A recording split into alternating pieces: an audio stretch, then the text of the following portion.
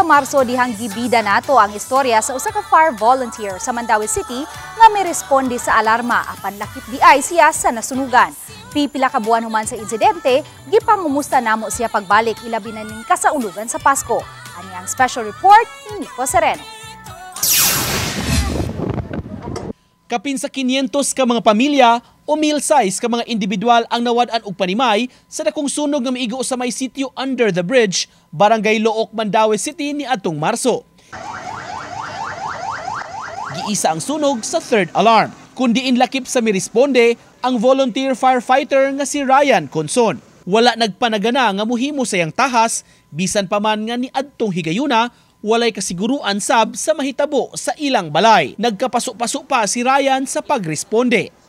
Ug sa hingpit nga pagpawong sa kayo, nahibaw-an nga nalakip na diay ang ilang gipuy-an sa naugdaw. Si Ryan ug ang iyang pamilya mibakwit sa gym sa barangay. Kulba ano is? Tagol na to kon mabitong ning kamot ko ato na mapalong gid pero di gid matabang. Dako na gid kayo ang kayo.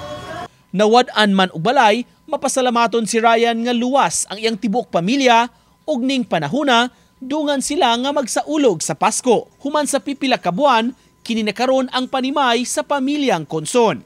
Nahatagan sila og pwesto sa relocation site ug hinay-hinay nang naporma ang ilang Pinoy-anan. Daghan pa hinunkuno og kuwang apan anam-anam lang sabgyod matud ni Ryan. Gani siya ra ang nangunay sa pagtrabaho sa balay aron dili na mo suhol og tao. Salamaton lang gyapon na nabuhi ta na kuan nya. Gitagaan pa kita og maayong pisto lugar. Hinahinay lang gasto. Ay di mo na to makaya sa kuan. Hinahinay lang. Maadlawan nang inabuhi si Ryan sa pag-harvest og seaweed ug magabi isab ang iyang duty isip volunteer firefighter. Gidaig sa kapitan ang dedikasyon niya sa trabaho. Wa gyud siya ni stop, no? Mga responde sa mga fire, nagyapon siya, no?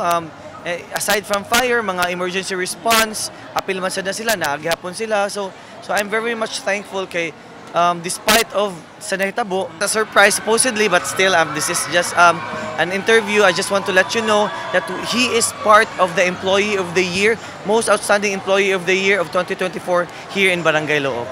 Karong panahon sa Pasko ug sa umaabot nga bag-ong tuig, nang hinaot si Ryan sa mas maayong panginabuhi, dili lang sa iyang pamilya, apan sa tanan nga nabiktima. Bisan pa sa among kalisod basta kay importante na malimbasog lang kita na kuan gid na malipay raman ko na magpundok mi sa akong pamilya labi na gid sa Pasko. Uban ni Marlon Melgazo, ako si Nico Sereno ug kini ang akong special report.